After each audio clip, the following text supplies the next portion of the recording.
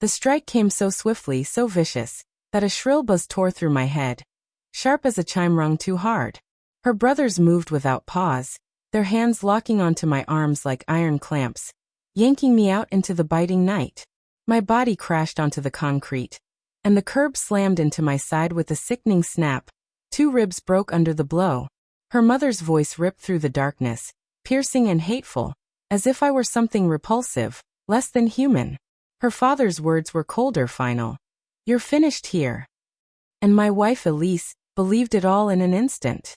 One malicious lie from her sister, one venomous whisper, and my life fell apart. Her sister, Lila, swore I'd gotten her pregnant, claimed I'd forced her. No one asked for proof. No one stopped to think. They issued their sentence and enforced it in the same breath. I'll never forget Elise's eyes that night.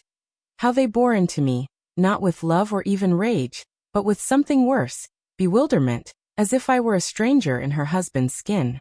This was the same woman who once ran her fingers over the scars on my shoulders, her breath warm as she vowed, "No one will ever harm you like that again." A lovely promise, carefully woven, but meaningless.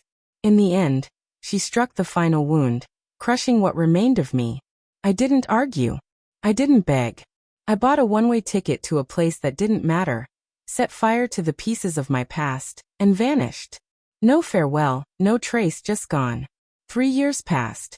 3 years of stillness, of crafting a life that was bare, disciplined, and cold. I'd found a kind of peace in the emptiness, a sense of mastery in the quiet. Then one night, a frantic pounding on my door shattered the calm. Her voice, raw and unsteady, cut through the wood. "Please, I know you're there. I was wrong." Elise. She'd found me. I stood there, fingers brushing the knob, but I didn't turn it. Not yet. She'd have to earn it. Lila, her sister, had always been a shadow too close. Her beauty was precise, intentional, the kind that craved adoration. She'd linger in doorways, her smile too warm, her eyes too sharp. I thought it was harmless, a sister-in-law who liked to test boundaries. I was loyal, blind to the risk. I ignored the late-night texts, the 3 a.m. messages asking if I was awake. I never answered, not once. But Lila didn't need my response to twist her obsession into something deadly. The truth hit me 2 weeks after I'd fled. I was in a dimly lit pub in Budapest, nursing a drink, when I came across a tabloid article online. The headline screamed, "Lila's deception exposed. Fake pregnancy to cover affair with senator." There was a leaked audio, Lila's voice, smug and gleeful, bragging about how she'd ruined her sister's marriage. "Elise always hated being outshined by him," she'd said, laughing. I sat there, the glass slick in my hand, untouched. Rage didn't come. Instead, something clearer took root, a sharp, methodical focus. I didn't go back. I didn't call. I started building anew. First, I studied Lila.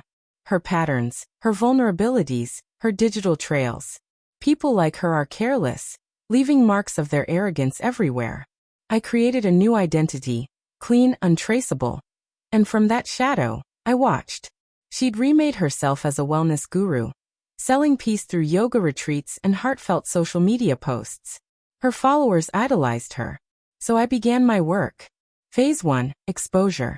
I sent anonymous tips to bloggers and reporters, emails, screenshots, recordings, each one time to chip away at her perfect image. Never enough to destroy her, just enough to crack her facade. A fracture here, a split there. Phase 2, financial ruin. I set up a ghost company, hired her to endorse a fake wellness product, paid her lavishly, then turned the tables. I sued her for breach of contract, exposing her incompetence in court. Her brand collapsed in public, her savings drained. Phase 3, isolation. I reached out to her inner circle, her stylist, her manager, her ex-lovers, people she'd betrayed over time. I fed them the truth, piece by piece. They turned on her, one by one. By the time I was done, Lila was a pariah, broke, alone, untouchable. Elise, meanwhile, had started to question everything.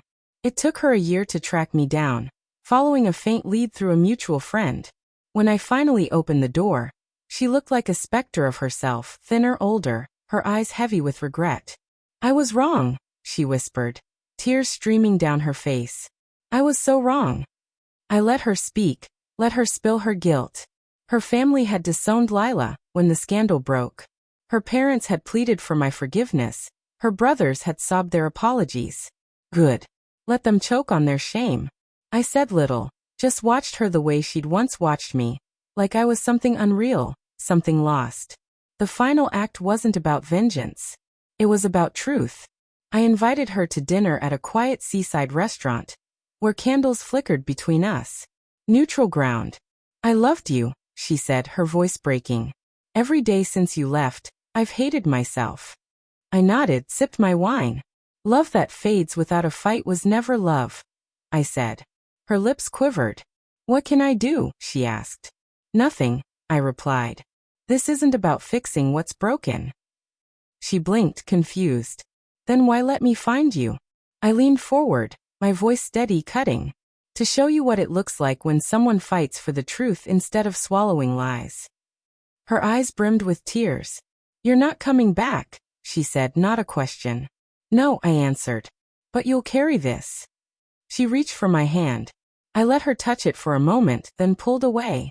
Betrayal is a craft, I said. But so is justice. I stood, walked out into the night, the sea breeze sharp against my face, my pulse even. Behind me, the woman who'd shattered my life sat alone, surrounded by the wreckage of her choices. I didn't need to punish her anymore. The truth was enough.